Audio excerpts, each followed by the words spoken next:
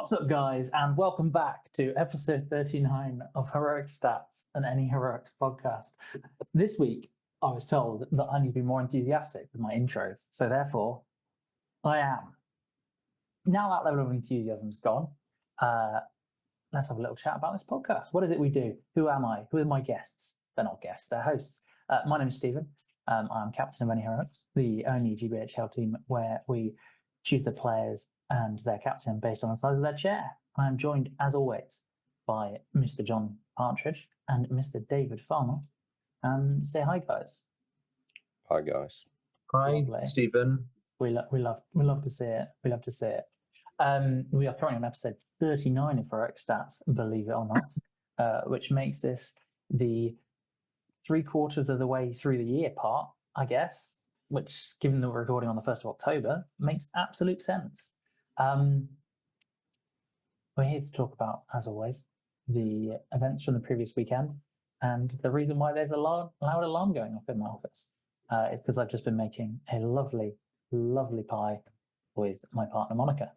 Guys, what have we been up to in the last week? Any hobby? Zero hobby from me, just a tournament. A tournament, you say? God, I do. was it a good tournament? Yeah, it was a lot of fun. I would say. I would say it was a great tournament. Evil, John. You didn't forget anything from the tournament, did you, John? I was very well prepared for this tournament. I packed my army on the Wednesday night to travel down on Saturday morning. Got to the venue, opened my box, realised I'd forgotten the Mouth of Sauron and the Shadow Lord. So 50% of the heroes I was planning to use for the weekend were still at home in Cambridge when I got to London. Well, you managed to avoid being the most embarrassing and underprepared person. It was a fairly amusing reaction at the start of the tournament. One of the TOs was raised a cry of, "Did anyone bring another army?" So you did better than whoever that was. That was Luke Hilder. Uh-oh. Yeah, I mean, that was a case of they'd asked to borrow models from someone who forgot to bring the models despite several reminders. So it's not really Luke's fault. If you're listening, you know who you are, who forgot the models. Eternal shame on you and your ancestors. They were clearly worried about Luke taking the tournament. Yeah, exactly. And he did end up on the top table straights for a certain period. We'll maybe talk about those in a bit. Or maybe it was the top table gaze, who knows? We're all inclusive here, of course. Firstly, of course, we do have to talk about how we are affiliated with the lovely 7 City Collectibles, stockists of all your favourite systems. We've got 40k, Middle-earth, Volcana, Magic, Pokemon, Yu-Gi-Oh!, Star Wars Legion, terrain stuff. They also do events, wonderful events, including they've got a Teams event coming up at the start of December. They are also assisting in the hosting of the GBHL finale, which is going to be kind of a sending off to the current edition as we welcome in the new edition next year, hopefully. And they also buy and sell your unwanted armies, second-hand armies, that is. So yeah, go check them out in the link in the description. Without further ado, let's get on to the first event of the weekend. A great battle of our time. Sometimes known as GBOOT. GBOOT. GBOOT. This was 820 points, so slightly above average. 6 rounds, 70 players. TO was Curtis Hodgson, although he had some help from Ozzy Hurst and help me out, guys. James Ellis and George Downing. Bangers. Thank you very much. Who were all absolute stars this weekend. By which I say, Curtis wasn't actually there because he has a 6-week-old daughter. Congratulations to Curtis. Although he did make an appearance with said daughter. Apparently she fell asleep as soon as she was in the busy London streets. She went to sleep at home, but bring her to Dark Sphere, and she dropped off like a baby because she's a baby. I tell you, she just feels at home there. She's a gamer at heart. I mean, I look forward to destroying her at GBHL100s in approximately 15 to 20 years. Train her up, Curtis. Yeah. Most sporting was Danny Steenkamp. I'm told I've never played against him, but I'm told that he is a joy to play against, and also apparently wins most sporting semi-frequently. And when you're in an area with players like Curtis, that's pretty impressive. And then best painted was Alec Makosiewicz. I'm sorry if I pronounced that horribly. Here's a picture. Yeah. Really stunning Osgiliath display board, really nicely painted. I think maybe it's Army of Gothmog, I guess. It is. It says in the picture there, Army of Gothmog. He's got a troll, Gothmog. Lovely bit of destroyed. I really like how he's done the destroyed rubble in the river. I've heard the Osgiliath boards with resin pours are so hot right now. Care to comment on that, John? Yeah, display boards OP. Comment down below if you think display boards should be banned. Osgiliath display boards with resin pours, though, John. Think how cool they would look. Yeah, I don't know whether I inspired Alec, but as always with trendsetters, he's taken the idea and executed it better than the original. There was a really cool bar that I think he 3D printed hidden in one of the buildings, little tavern, and then you can just see off to the side that piece of rubble splashing into the water. Was really impressively done.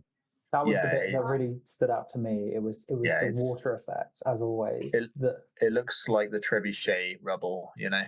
It's amazing. Yeah, it was pretty insane. Also, a big shout out to Dylan Cutting, I believe, who won the judges' vote for Best Army with his lovely Grand Army of the South, which I had the wonderful pleasure of playing in the first round. He had basically a bunch of freehand on every available section of the mummock that could appropriately have it. So the front headpiece part, the legs, the shoulders, absolutely gorgeous. The whole army was just incredible to play against. It was wonderful, even when he ran over 14 of my models in a single turn with a mummock. So shout out to you too, Dylan. In fact, I told him to enter his army for best painted, so really that probably should be mine. That's the way it works, right? Yeah, seems fair. Should we get on to some podiums? Yeah, let's do that. So in third place, a name who we saw a bit on the scene last year, and last year's best newcomer, Chris Lewis. He brought 45 of your finest Minas Tirith models: Boromir, Captain of the White Tower, Horse, Shield, Banner, 5 warriors with shield, 3 rangers with spear, 2 guard of the Fountain Court with shield, and a knight of Minas Tirith with shield. Captain of Minas Tirith, Horse, Lance, and shield, 5 warriors of Minas Tirith, 5 rangers of Gondor, 1 knight of Minas Tirith. Big Madders with 5 warriors of Minas Tirith, 5 rangers, 1 knight, and then 2 Avenger bolt throwers and a battle cry trebuchet.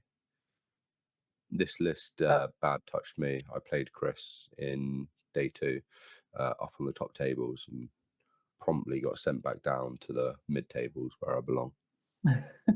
What scenario was it?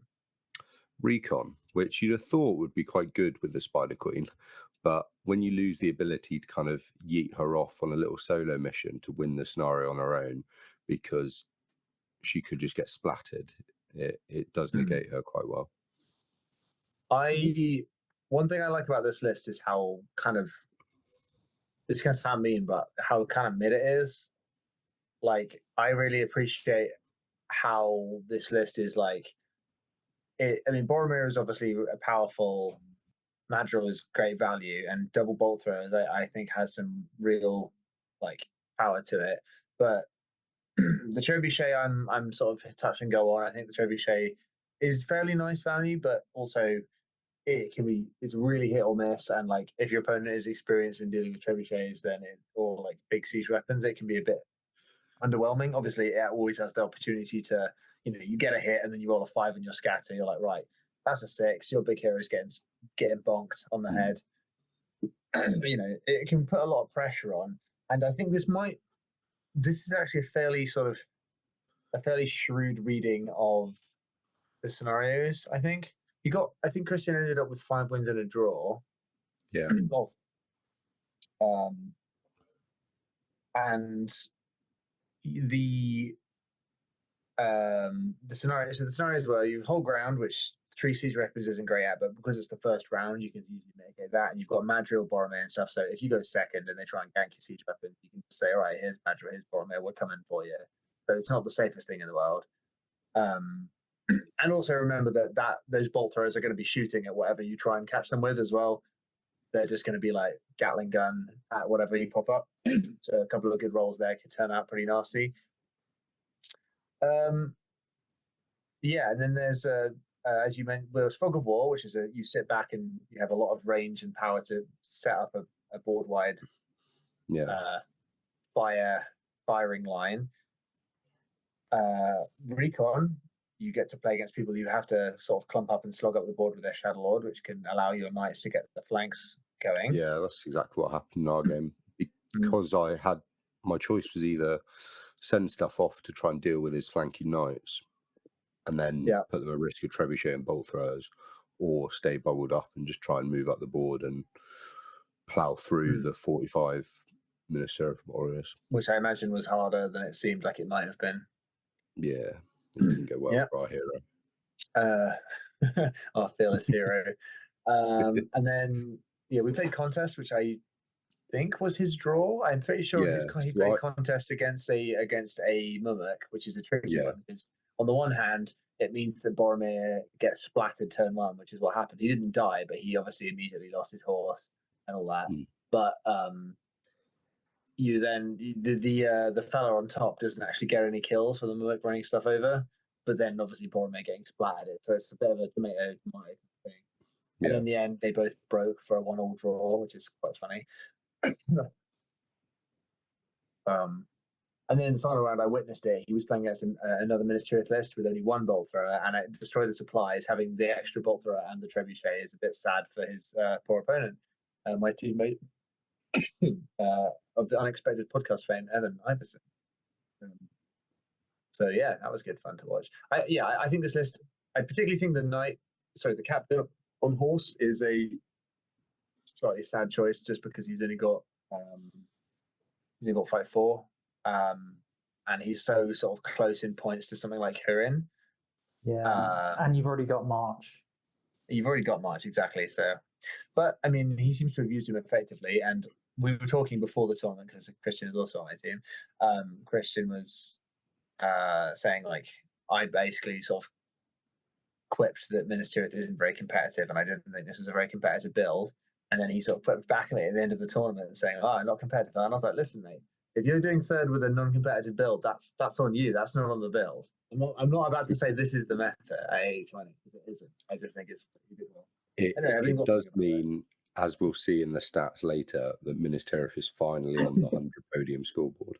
It was always going to happen. What I would say is he did read the scenarios listed correctly, because of the ones that were guaranteed, you've got some good shooting scenarios involved, and gosh, siege weapons are so irritating to deal with.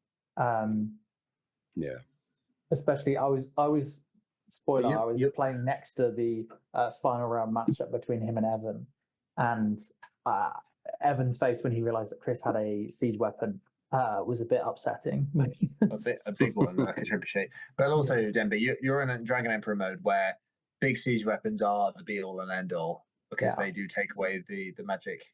The big chair. That is the palanquin. Small brain. Yeah. Small brain, big chair.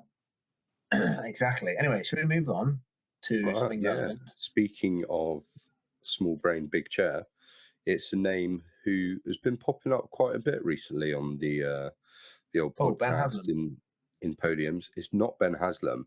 It's the man he beat to the podium last time he did 100. It is Mr. Stephen Denby. Who? Run us through your list, Denby. Right. So we've got a big man on a big chair, the Dragon Emperor of Rune. This is, of course, the host of the Dragon Emperor, 820 points, 44 models, 0 bows, because bows are for people who like elves, apparently. So Dragon Emperor of Rune with 18 pike shield black dragons, Rutabi with 5 with shield pike, 1 Eastling cat with drum, and 2 Eastling cats. And then we have Brawlgear with 5 Eastling warriors with shield and 4 Eastling warriors with pike shield, and an Eastling captain. It's every single model except Borgia can fight, and even Borgia gets his own hero reroll. You've got a lot of flexibility with the 12-inch banner. Obviously, you've got the drum march if you want to just spring up the board. A lot of the scenarios were, while benefiting shooting, I was looking at it going, well, actually, if it benefits shooting, then me moving and landing on them in 2 turns is quite good. Because if you've built to utilize the shooting quite a lot, then hopefully I can just land on your face, then outfight you. I've been taking some advice from Mr. Ben Haslam about his list building, and what he says, and this is a trade secret, so I have to swear everyone who's listening to secrecy, is you put the Easterling Cat with drum in Rutabi's warband, which lets her kind of run around and do her own thing and then rejoin the Dragon Emperor when necessary. Because obviously the Dragon Emperor is where you want your main fight to be going. If there's little skirmishes on the side, Rutabi's a really good character for that, because obviously she's fight 6, very capable to hold her own with Master of Battle as well. She deals with a small pocket of enemy resistance, comes back to the center. Yeah. It's worth buying that army off that person, wouldn't it? Yeah, I guess. I've definitely been more successful with the army that he bought for competitive purposes than he has. Yeah, that goes without saying. But I would also like to say, as a Dragon Emperor anti-hipster, I've only been playing the Dragon Emperor since it was nerfed, because it was too good, and I would have, just won too many tournaments with it otherwise, clearly. How many tournaments have you won with the Dragon Emperor? None. Exact same number as I have. Terrible. I know what you mean, but you did say win more. And, the crux of the list is this: it's very reliable. You've got tools to deal with a lot of different situations. For instance, I mentioned earlier I played Mr. Dylan Cutting with his Grand Army of the South. A channeled Blade Wrath Dragon Emperor can one bang basically anything that isn't Sauron, as long as he's got enough support with him. Because, for example, he charged the Mummock War Leader, did 7 wounds after being strength 10. did the War Leader not strike? The War Leader, hang on, I'm trying to remember. The War Leader did strike, but I struck higher. I mean, if you put Emperor Rutabi and you strike both, the odds of you winning the combat are still very good. It's just, I was wondering if they need to do that, because no. Striking with the Mummock is unusual. It only works if you're fighting enemy leader. Yes. Borgia is a fantastic piece if the TOs, depending on the TO's perception of tremor, there are quite a lot of the GBHL TOs will rule that only models under the line can resist, which allows you to do the FAQ.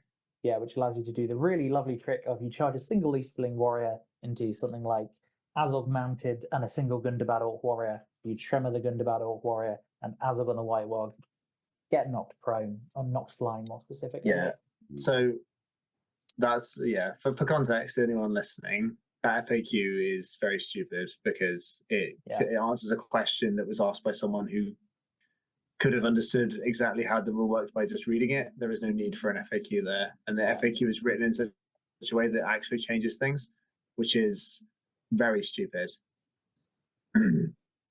Essentially, the ruling of tremor, the way tremor is written in the rules is very obvious. It says any model that is affected can resist. And it mentions any model in the combat that is affected.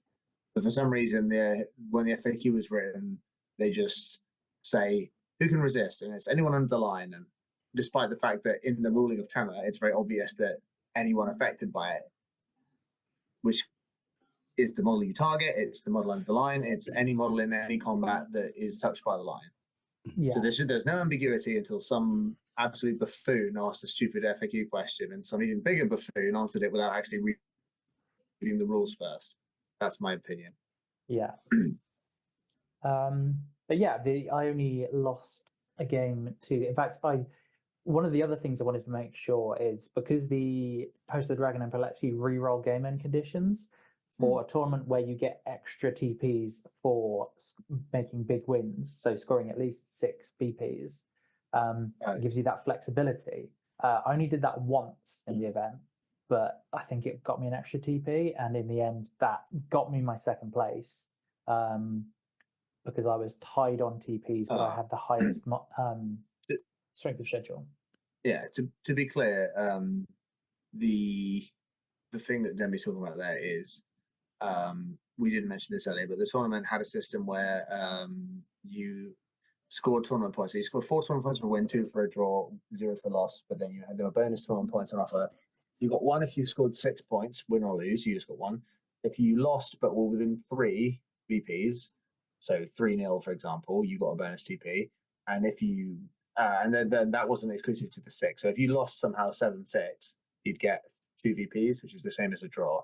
If you drew 6 all, you'd get 3 VPs, and if you won but scored 6, so like if you won 8-6 or something, you'd get 5. And I actually quite liked it.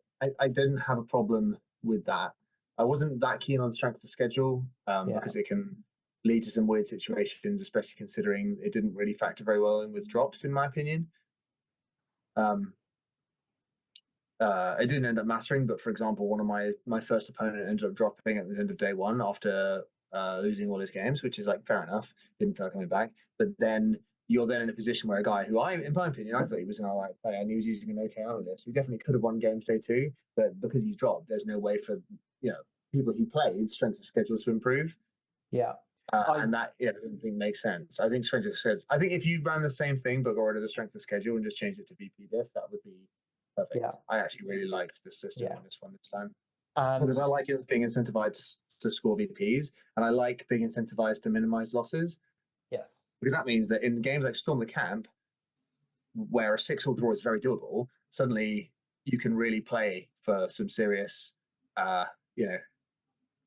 lossage. I mean, I think I've had an 8-all draw in Storm the Camp. Destroy the Supplies before.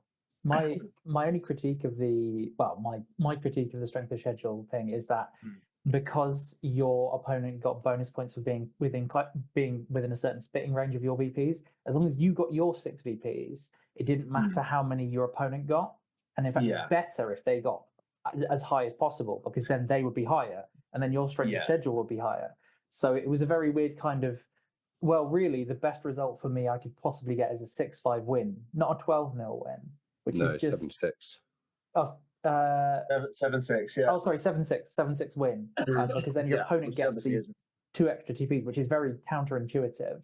However, it was a really good event, and I really enjoyed it. And the TO team were absolute stars. I don't think there were any issues that came up during the day. They're all very friendly, very helpful. I would say the timing sometimes felt a bit tight, but I think that was very much so. Yeah, that was an issue with when the venue opened and closed, and there's not much the TOs can do about that, really. Yeah, I mean, as much as I love it being in West London, because I like West London, I like Shepherd's Bush, Dark Sphere, it was definitely a struggle to make it happen. I think I would suggest maybe dropping the points slightly, just because getting in appropriate games with at 820, I found it. I had to rush some of my games because I knew I did not have enough time. Yeah. So to summarize, drop it to 815 points and much. Yeah.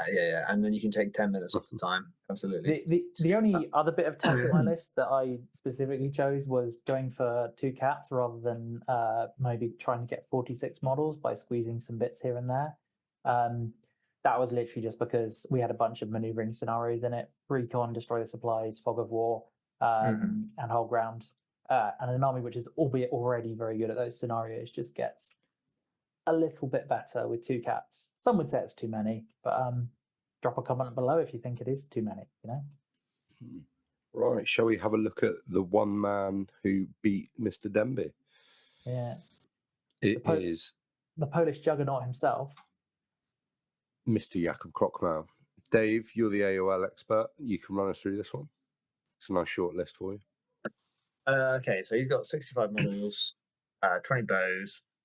He has gone for a 6-hero variant as opposed to the 5-hero. He's gone for Musga, Druzan, Moria Captain, Moria Shaman, Goblin Captain, Goblin Shaman, Orc Captain on Warg, Orc Shaman, which is the 6 heroes you would take anytime you do this. He has taken 8 Prowlers. He's got 16 Goblin Bows and 4 Trackers. wild riders.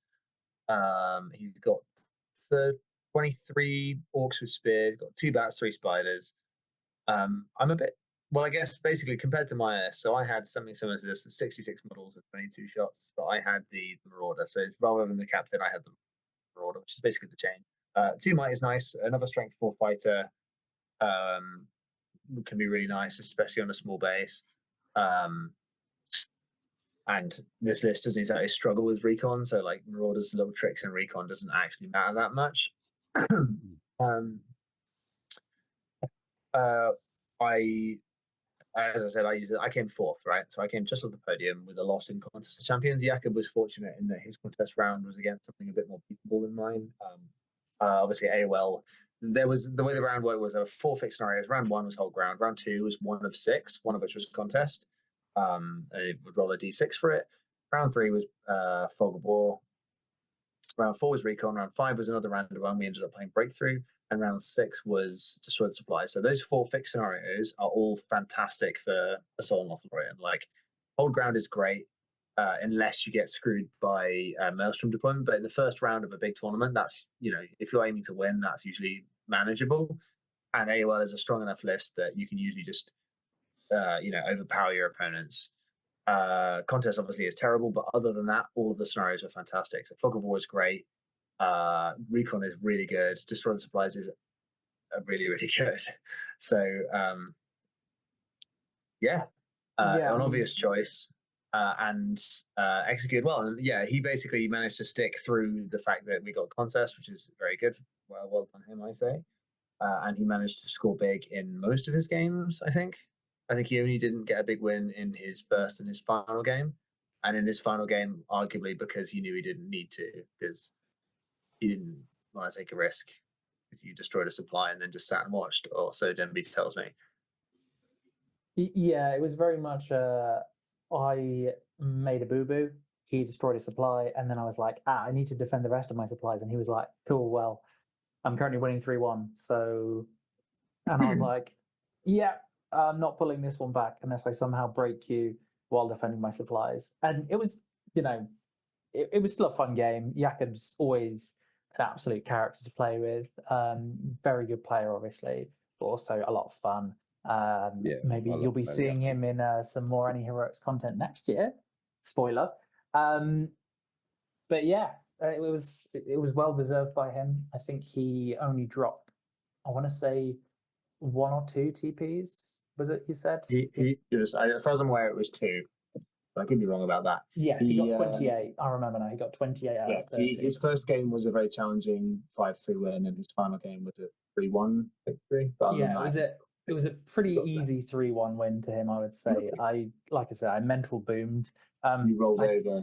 I rolled over and he found, he had his way with my supplies. You should have bum rushed him.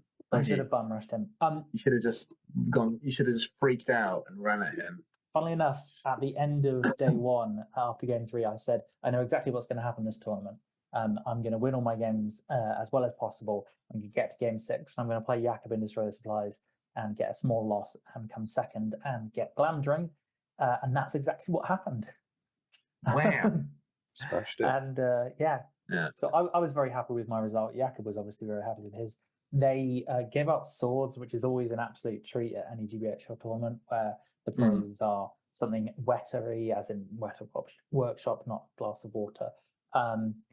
Something with swords, or like Theoden's helmet, or anything like that. It's very cool. And the trophies as well were very nice. Some wooden sections with some nice carved bit in the middle with GBOOT. And I also got some exclusive GBOOT silver dice, which was really cool. And before the event, they'd made a very bold prediction saying, no one's won GBOOT before by winning every single game. And now someone has. It's Jakob. So, well, Jakob used to joke that he never won any tournament by winning all his games, but he's changed that this year. Yes. Anyway, well done to Jakob. He's managed to get himself back on the league podium. He's still only in 3rd, though, despite being the only person with more than 2 wins. He's now got 3. But he's still not ahead of Jake or myself. Although that may change at the end of this weekend. Coming weekend, we'll find out. Stay tuned for more information. let's have a look at our next tournament. Let's It do it. is MESBG Glasgow Cup, unsurprisingly held in Glasgow. GBHL100. The TO was the prolific Thomas Sherlock. Players played 500 points across 4 games, major and minor wins for extra VPs, pure, green, or legendary legions only. Best painted was Alex Bordos. Ignore photos to come. We did get the photos thanks to our fantastic on the scene reporter David Reed. And most sporting was Chris Murphy. Yeah, I mean, look at Alex if you had to pick 2 people to win those prizes in Scotland, it would be Chris Murphy and Alex Bordas, so I'm not at all surprised. I feel like we should invite Dave to join the team since he provides us with so much information. I briefly chatted to Dave about joining the team, and he explained He's not part of the team. He explained his reasons for neutrality, and I respect and understand them. He's neutral in Scotland. He doesn't have to be neutral in England. Anyway, we do love David Reed. This appears to be the Rangers with Arathorn, Halbrand with no banner, and some Dunedain. Is it the Arathorn Legendary Legion from Angmar section? I have no idea. I didn't know that there was a Legendary Legion. I don't think Halbrand can take the banner, is that right? Well, Halbrand shouldn't be able to take the banner if Arathorn's around. Yeah. There is a Arathorn Legendary Legion in the Angmar book, right? The new one. I didn't buy it because I didn't buy it either, but for the first time I did not buy one. But as we've seen across multiple painting winners, the new Osgiliath ruins really doing some work. They're nice. They're nice. Nice scenery. The real artisan of Middle Earth was the Osgiliath ruins that we painted along the way. You know. So true. Yeah. I assume in this case it's meant to be the ruins of some northern city rather than Osgiliath. So. Northern city, probably Hull. Yeah, Sheffield. Or Hull. Yeah. To be fair, that's what Hull looks like normally. Bristol's northern, if you ask me. Bristol is northern. Big shout out as always to Alex. I hope someday to meet Alex and strike him down for knocking John off the best painted podium. I think, does this put Alex to 5 or 6 now? I think this puts him to 6. Hang on, I do happen to have the rankings up at this very second. Why on earth would you have the rankings up, Stephen? I know, right? Best paint, yeah, he's on 5 before this event was in, so he'll be on 6 after this. Which will put him 1 ahead of Richard Croydon, 2 ahead of John Partridge, whoever that is, and also 2 ahead of Jack Darlington. Then, of course, we've got Phil Beale and Patrick McCormick in 5th and 6th places, respectively. Lovely. Right, let's have a look at some lists before we turn into a hobby podcast. Dave, you did the last list, but I think you might want to do this one because Ian McGregor has taken 3rd place with your baby, Sarah Thungle. Sarah Thungle, my friend, my man, my love.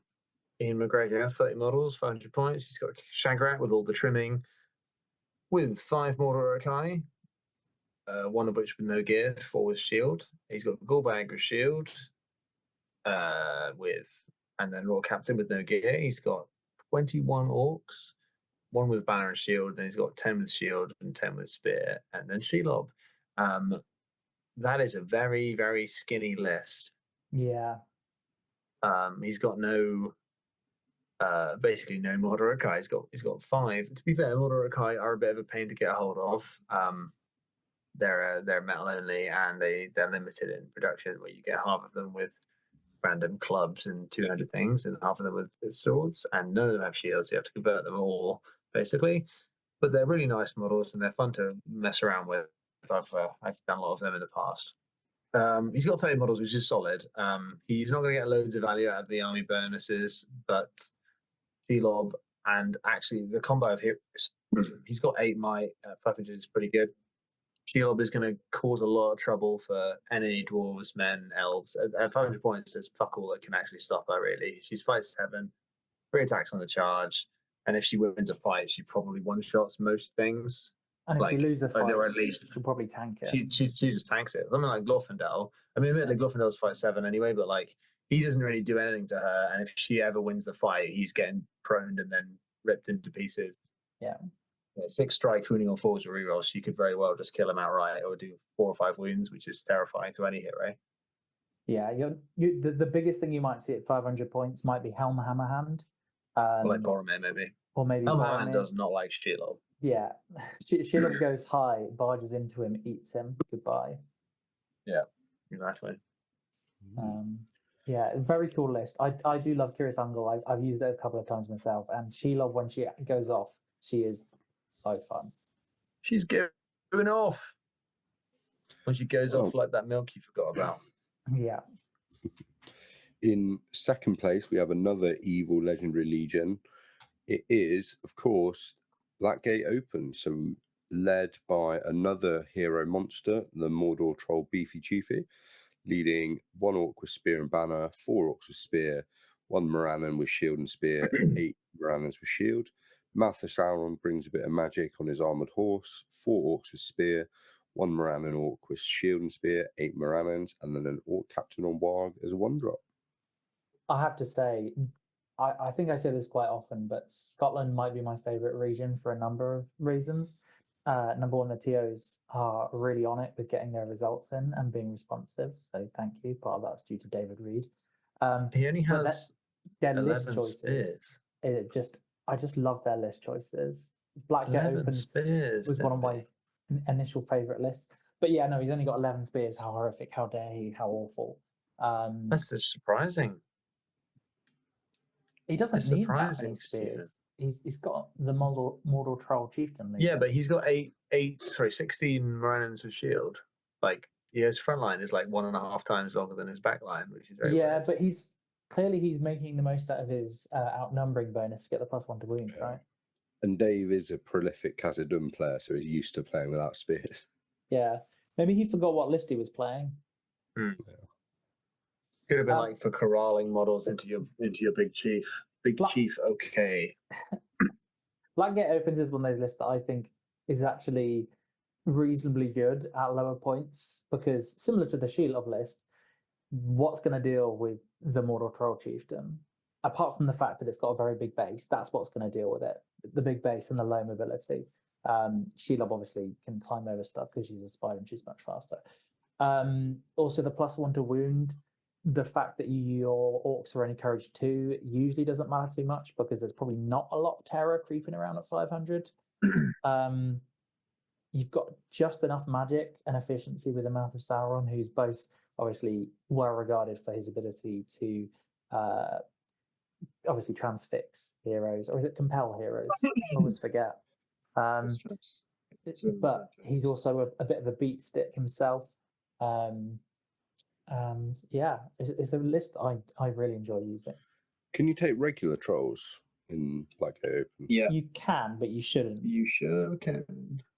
I'm thinking about a future hobby project. But anyway, moving swiftly on. Comment down below if you want to know what that secret project might be. First place was taken by yet another uncommonly seen. Is it Finley Staniforth? I was going to say, we see Finley a lot on the podium, so I was going to say an uncommonly seen evil legendary legion. It is Lurtz's Scouts, and Adam Little refusing to use technology because they don't have Wi-Fi in Scotland, so he wrote his list on paper. Stephen, run us through this one. You can actually see the shadow of his hands where he's having to cast a magical Scottish spell while chanting Albagubra to get the image to be able to send it to us. So thank you, Alan. I just want to say, Alan's getting top marks for his handwriting from me. That is really good handwriting. It's a shame about the 6th line of his writing where he has scribbled something down. So he has what I assume is Lurtz's Scouts. You've got Lurtz with the free shield. He's got 1 more order with banner. He's got 6 more orders with shield. He's got 4 more orders with Uruk-hai bow. More specifically, sorry, he's got 6 more orders and then he's got 6 shields, which I assume the shields are on their own separate bases. That's how you play it, right? The second warband, he has everyone's favourite head taker, Ugluk, who is missing half of a head in that picture. Another 6 more orders with shield, 3 with Uruk-hai bow. And then his final warband, he's got Malheur, everyone's favourite two-sword Choppy Boy, whose swords inevitably break because Flying Cast is shite, with another 6 Marauders with shield and 3 Marauders with Heroic High Bow, for a total of 32 models. There is a world where you have these guys with a drum, and they drum march towards you at 14 inches a turn, which is absolutely terrifying. Obviously, there's no drum in this list, but it'd be speedy. It'd be a speedy list. My opinion is that this is just worse than Uglook Scouts. It's a spicy list. It's a fun list. I don't think it's a very good list because it essentially doesn't really have any very good bonuses when you compare it to what Uglook Scouts brings to the table, which is to say animosity. Also, Lurtz in this list doesn't get to use any of his most effective sort of abilities, but it works. Like the thing that bothers me is you look at the numbers of this list and you build a Uglook Scouts list at the same level. It's like you get like 5 best models, and yeah, your heroes are slightly better in theory with Lurtz, but then when you factor in the +1 to wound you get from the Uglook Scouts, you suddenly think like actually that's just better, and the numbers is just a difference maker for me. Having said that, people like Jamie Wiggins is always advocating for it. It's like saying it's better than you think, and I still don't think it's good. But I'll give you that like there is more to having a full Uruk-hai army that moves very fast, and all the heroes are like relatively solid, like 3/5/5 heroes with strength 5, who move that quickly. It's an interesting list. I still don't think it's good, but he won with it, so fair enough. Alan's a very good player though, so maybe he could win with anything. Having played against it, if you can successfully get into a choke point with a shield and spear wall against it, you just absolutely munch through it. Choke point, more like joke point. Whoa! Please clap. Please clap. Clap down in the comments below. Or alternatively, clap John's cheeks at the next event. Yeah, that happened enough this weekend. Yeah. But did you? 2 losses. Importantly, John, question: you went to this event that you went to, not this Scottish event. Sorry, Alan, we've gone on a tangent. You went to this event with the intention of associating your enjoyment of the event with the games that you had rather than your success in the tournament. And did you successfully do that? Yeah, I think I did. I didn't enjoy driving in London. That did put a damper on things, but I thought once you I was pretty there, well. Yeah. Oh, I got stuck in mad traffic on the way out of London. I got stuck in traffic really badly going to my dinner on Saturday, and then after parking up, I'm going to say that. Let's move on. But yeah, I think for me, and I think for other players, a lot of the time there can be a bit of a disconnect between how good we want to be and how good we actually are, and that can lead to quite an unhealthy way, I think, of going to tournaments and reflecting post tournament. If you haven't podiumed, like, and tournaments are really competitive now, and it's really hard to separate your enjoyment from your results, and it's something I'm trying to get better at. And I think I didn't fully do it this weekend, but I think I was a step closer, so that's good. See, I've well done, John. That's something I've been meaning to do. I've never attached a lot of value to my success in tournaments. It's always been about the games that I have and the people that I meet. So, for example, I had a really fun game against a gentleman named Tom, who I met a couple of weeks ago. We had a good chat after the game and before the game, and also after the actual event was over. He's a very new player. He's very good. He comes in our comment section. Well, hopefully again, yeah. And what I would say is, ultimately, if you go to an event with the intention of only winning and doing well, and you get nothing else out of the event, you don't win, you've got a chance of just having a terrible weekend. If your first 2 games go poorly, you can't win the event, and then you're just miserable. So while it's good to have a desire to win, because before the event I said my goal was to go 5-1. I got exactly that. I had 6 lovely games against 6 lovely opponents, but I just had a great time. Had a great time socializing. Had a few in-jokes. Saw a few people I hadn't seen in a while. Shout out James Goebel. Haven't seen him in a while. He's been having his hot girl summer. Yeah, like every one of my opponents had a lovely game against them. I even met the legendary Miles Sage, the back-to-back one-day 90 winner. So big shout out to him. Age of Sage, they say. The Age of Sage. And ultimately for me, it was just, I had a great weekend from meeting people and having great games. It was topped off by the fact that I also performed very well. But ultimately, it's a social event for me. And I think a lot of people need to remember that you can't just associate your enjoyment of the weekend with how well you rolled dice, because sometimes you roll ones. I mean, just to offer a bit of counterpoint to that, you can do that. It's just, it can lead to, you have to acknowledge the possibility it's going to lead you to situations where you are unhappy.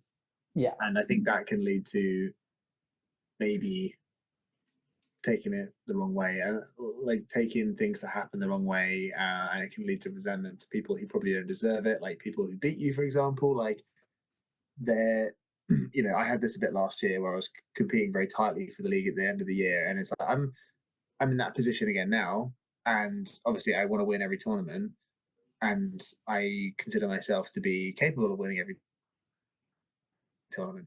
But it's not, people aren't just being, they're not there to spoil your goals. Like when John beat me at the league finale in game 3, he was wrestling with the guilt of it after a while afterwards, because essentially that took the league out of my hands. But it's like, no, you don't deserve anything. You don't deserve to win. You have to earn it, and you have to earn it by beating everybody you play against, or performing as best as you can. If you don't perform, you win. And sometimes performing isn't about how you play, it's about what happens. The dice sometimes just blow you up, and that's the thing that can happen. And acknowledging that fact, basically, it's better to take a step back and say, like, it's okay if I don't win, because ultimately winning is not in your hands. Even if you're the best player at the tournament by miles, sometimes it just will not happen. Like my game 2 was completely unwinnable. So I'm proud of myself for maxing out my tournament at GBOOT. But game 2, there was zero chance I could win that game, barring like the most insane 1 in a million luck. And it is what it is. It was a bad matchup in a horrible scenario, and my opponent was a strong player, so there was no chance. That's the contest for very well for you. But if I was 100% set on only winning the tournament, that would have been very depressing and would have possibly spoiled my weekend. So, anyway, part of the tangent.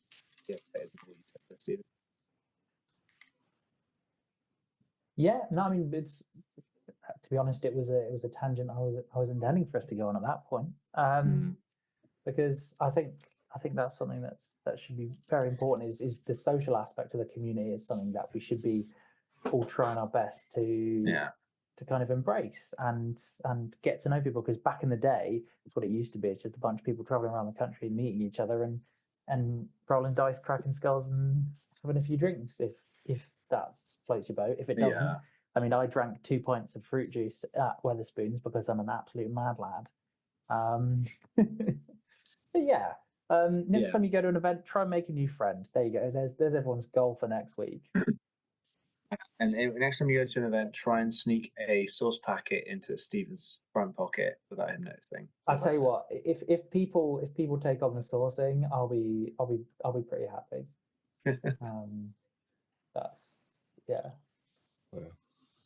That's important for me. Well, after that little detour, we're back to everyone's, or at least my favourite section, the stats. They're the same as they always are. Evil's better than good. Mordor's the best, closely followed by Dragon Emperor, followed by Isengard. Minister is finally on the board. On the board, baby. Well done, Christian. Yeah, shout out, Chris. Well done. Lovely to see you again after a while as well. How many hundreds have we got left in the year?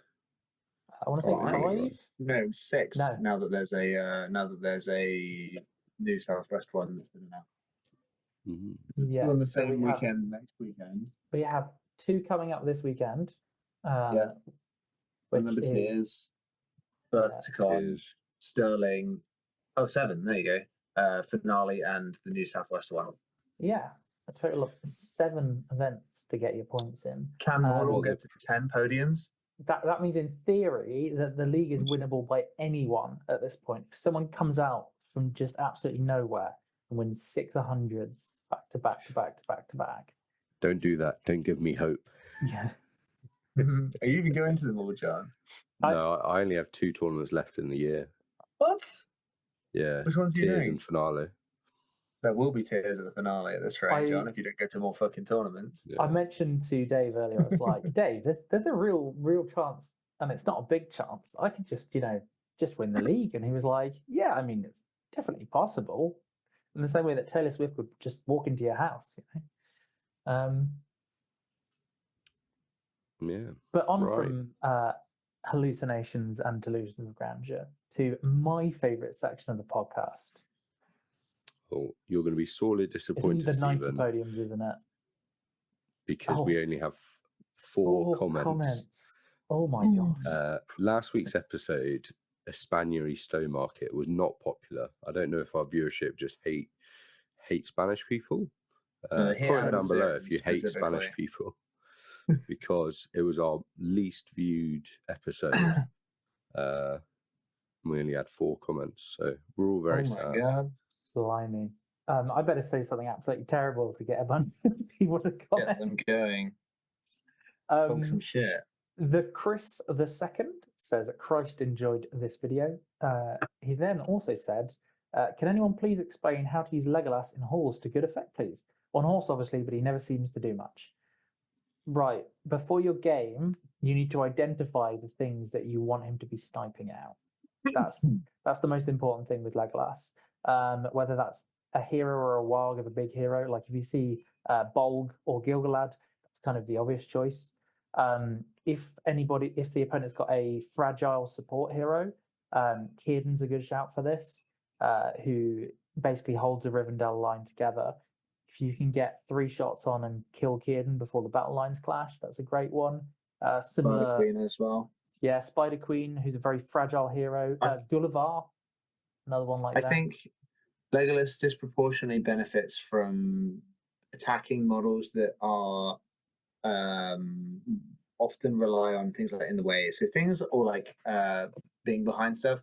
Things like a Shadow Lord behind someone's lines. Because Shadow Lords are D8, but they do only have 1 wound, and it's like there is a world where you just roll a 5 to wound. So you roll a 2+, you roll a 5 to wound, and you're like, right, well, I'll might that because it's a 6/4. So that becomes a 5 by it. If you might it, your might roll continues into the second dice roll. So then you've got a 1 in 3 chance of doing a wound. And then once you've done a wound of the Shadow Lord, it's not that unlikely that he has to use both his fate. And then suddenly you're in a position where every time you can just shoot him and kill him. Because Legolas often in halls, you've got pretty decent shooting in halls of Thranduil. The downside of Legolas in pure halls is you'll never have blinding light. Which means that you don't ever have shooting dominance, even with Legolas. I used to use Legolas as part of the 3-way alliance with the survivors and Erebor Reclaimed, and I had Thorin with a frontline of dwarves, and then Gandalf and a captain with lake men behind, and then Legolas and a smattering of elves with some elf cav. And I used to find that with the blinding light of Gandalf, even though I only had I think it was 8 bows, 2 elves, and 6 men plus Legolas. Legolas made all the difference in the world because he could just be like, right, in a mirror match with blinding light, you will outshoot anybody if you have Legolas. You play against, they can ping away at you and miss everything. You can ping away at them and miss everything, but you can just be like, right, Legolas, there's the target, bang, bang, over and over. He also really benefits with a caster like obviously Gandalf or potentially Galadriel in a Galadriel Thorin Legolas, because you can compel banners away and then snipe them. Compel them so they're not touching any models, and then if they're D5, it's very easy. If they're D6, you can spend a might point. To summarize, he's very good at just kind of looking at the bit that gets stuck behind the line and is very defendable against normal things, and then just kind of stabbing at that.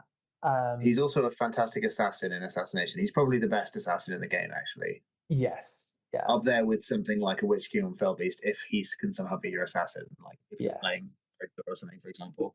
Or if you're playing a Suladan-led Suladan Mordor Alliance with the Witch King No, of Felbeast. No one will be that brave as to make Suladan their leader, Denby. Shout That'd be out Tom. ridiculous. Shout Shout out out Tom McConnell.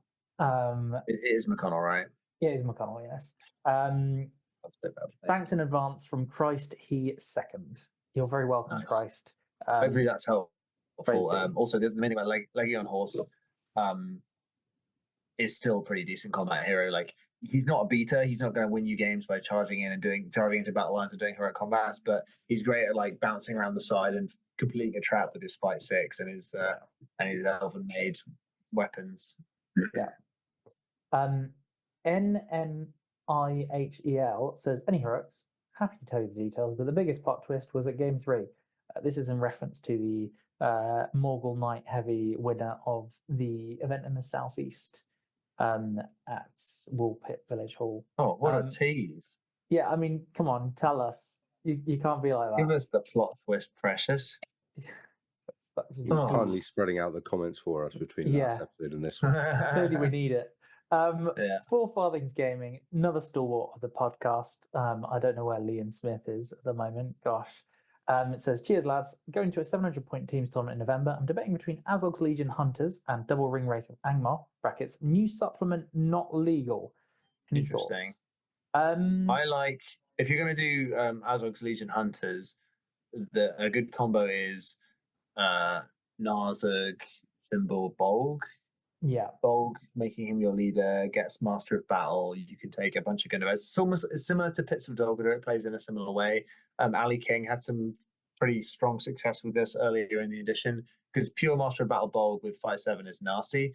Obviously, it's not as good as heroic combats with 6 might in your pocket, but it is because Bolg brings March, you bring Strike. You got Thimble, who also is a striker who can move through all terrain at high speed, and then you've got Narzug, who's kind of like own brand Legolas, like Legolas from Wish. Yeah. We've got Legolas at home. Yeah, we've got Legolas at home. And also he's a 3 might belly with a warg who can and then you just Hunter Orcs is great, and you get a Warhorn in there. And I think you can still get about 40 models, which is pretty solid at 700. I mean, you're a bit squishy, but if you're against heavy shooter, you can put your Gunnerbirds up front and tank the hits with them. Yeah. Double Ring Wraith Angmar, I don't know if it's the best at 700. You say new supplement not legal? Do you mean? I think what he mean. I think what they mean is that the new supplement isn't allowed at the tournament, which is an interesting choice from the TO. Does that mean that Angmar stuff is like old Angmar? In which case you can bring a shade. Yeah. One last run out for the the naughty shade, because the old school shade is horrendous and great in teams events. Yeah. Because you can park it in front of strong, good side battle lines that are like, we just fight well, and you're like, haha, not as well as me, bitch. Yeah. That's my logic. And give all your orcs picks so they can pierce and strike to make them strength 4, and suddenly you just win a lot of fights and kill a lot of stuff with your 7-point orcs or 6-point orcs. And I wouldn't go for Gully at 700. Burder is a better choice. Yeah, Burder is a very good line stalwart. And you can still use them on a 40 mil base, which is Burder Shade Witch King with an Orc Captain for March. Yeah, and then fill out with boys, throw a banner in there. Yeah, there's probably not going to be loads and loads, but you could get over 40. I think maybe like 40, 42. Yeah, maybe chuck a Spectre in if you're very lucky. You definitely want at least 1 Spectre, probably 2 if you can. But that's going to be pretty trim. Anyway, that'll work. That was all our comments. Try not to match it to heavy shooting. if you're listening and you want to leave a comment, leave a comment. So please leave a comment. We can comment on your comment. We are once again asking for your comments. Yes. I offer a trade deal. If we get at least 10 comments on this video, then I will release the full Any Heroics teams roster for next year. With cute little intros in our podcast next week. Cool. Spoiler: I'm on it. Good. How good it would be. Oh, you could assign each person to a member of the fellowship. could fight it out for Gandalf. No, he wants to be Boromir. You don't even know him. I was going to say, if you're spoiling, then it's, which I don't think you had until just then. He's definitely Boromir. He'd be mad if you tried to assign him to anyone else. Who's Frodo, and who's Sam? That's the real question. Josh Belmont and George Borkwill, respectively. Gosh, we're already leaking the roster. Shit. Sorry, forget that. You got to cut that bit out. Ashley Woolger and James Gable. That's Legolas and Gimli. So Gimli and Legolas, respectively. Thank you, everyone, for coming along to. Because Ash is ginger, I get it. Thank you, everyone, for coming along to listen or watch or comment. If you're commenting, please comment. Please comment. Remember to comment, like, share, subscribe. Support your Hobbit hobby. Go check out 7th City Collectibles in the link below. And until next time, be good people and chitter chitter. Chitter chitter. Oh, I'm going to get a pie. Going to be delicious. Sheesh. Lentil pie. Take a big poo.